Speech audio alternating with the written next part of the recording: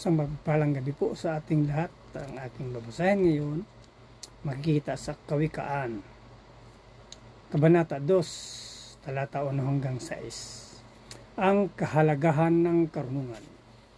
Aking anak, ang mga pangaral ko ay dinggin mo, at ang aking mga utos ingatan nga at sundin mo. Ang pakinig mo ibaling sa wastong karunungan, at ito ay sipin ng iyong maunawaan. Pagsikapan mong hanapin ang tunay na kaalaman. Pangunawa, pilitin mong makita at masumpungan.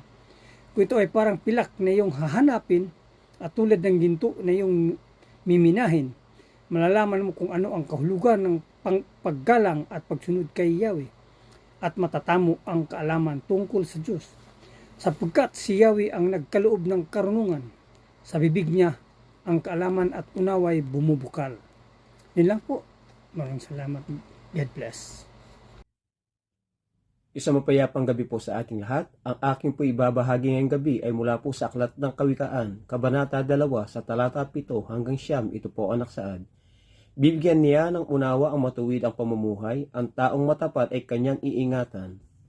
Binabantayan niya ang daan ng katarungan at ang lakad ng lingkod niya ay kanyang sinusubaybayan.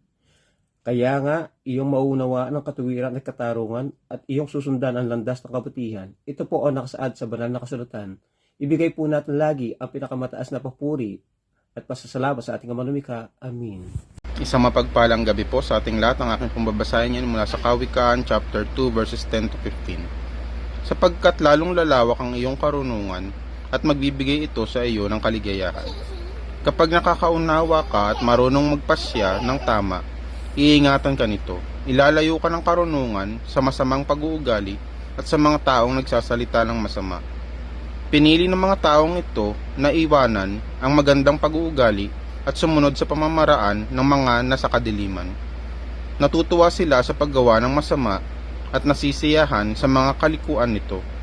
Masama ang pag-uugali nila at hindi matuwid ang kanilang pamumuhay. Amen. God bless po.